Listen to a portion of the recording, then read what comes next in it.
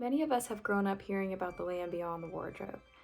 As a child, I read about talking beavers, flute-playing fawns, and a lion who was more than he appeared to be.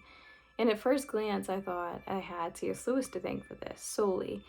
But upon digging a little bit deeper into the life of Lewis, I found that he was strongly influenced by a man who is more or less in the literary shadows. And I wanted to dig a little bit deeper into him and find out who he was. And when I did, I ended up falling in love with his writing.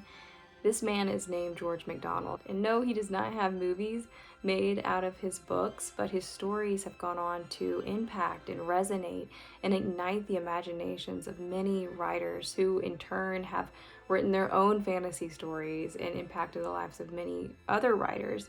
So just to see the trickle-down effect that this writer has is really captivating. Born in December of 1824 in Scotland, George MacDonald would benefit from his family's very uncommon adoration for fiction and fairy tales. Among cobblestone streets and vibrant green hills, MacDonald would go on to write tales of otherworldly places, but with relatable, empathetic characters whose desires, though experienced in fictional lands, are not unlike our own. In his 1895 work Lilith, MacDonald explores the existential themes of the fragility of life and death, followed by the peace and ultimate meaning that can be found hidden within the soul. His 1872 work, The Princess and the Goblin, is laden with themes of loyalty, bravery, and kindness. These themes are carried on the shoulders of the main character, 8-year-old Irene. His 1858 work, Fantasies, follows the life of a young man who is pulled into a dreamlike world where he seeks to find the ideal of feminine beauty. It is this novel that captured the thoughts and ignited the imagination of Lewis. In his work, Surprised by Joy, Lewis writes about how arrested he was by this book at the age of 16. That night, my imagination was, in a certain sense, baptized. The rest of me, not unnaturally, took longer. I had not the faintest notion what I had let myself in for in buying fantasies. MacDonald was able to convey really meaningful ideas and even philosophies that went so much deeper than his fantasy aesthetic. Many of the trials and quandaries his characters encountered were achingly insightful. One of the things that I personally found so captivating and important about MacDonald's work is his ability to articulate emotion and walk with readers through an emotion and walk with his characters through an emotion. Because you hadn't thought about it very deeply, you just felt it. You don't know how quite to put it into words. MacDonald is able to do that through his characters.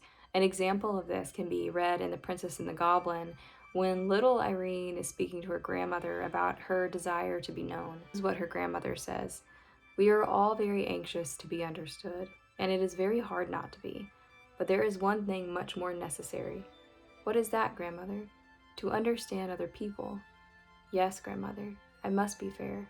For if I am not fair to other people, I'm not worth being understood myself, I see." Or in Fantasies, when MacDonald untangles this tender and fragile emotion and expression of what it means to love and be loved. It is by loving and not being loved that one can come nearest the soul of another.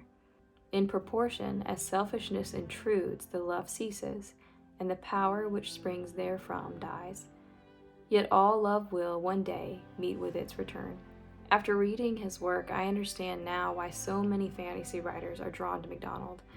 I also see that part of the reason is not due to the flashy aesthetic of the beautiful otherworldly lands, the mythical creatures, and the magic, but it is because of how relatable and endearing his characters were, and how even in his most enchanting of tales, there were lessons on the self that could be learned. Without George MacDonald's stories of enchanting other worlds, beautiful world building, but characters that also had faults and virtues and tendencies, Lewis may never have penned the Chronicles of Narnia at all. Or if he did, I think it's safe to say that it would have looked quite different. I say this not to diminish the effects of Lewis's writing, but more so to try and convey how beautifully influential people can be towards one another. And this is not just from one author to the next, or one musician to the next, or one painter to the next. This is just one soul to another, how we can impact and influence one another, and maybe through that inspiration cause a spark of something good to occur.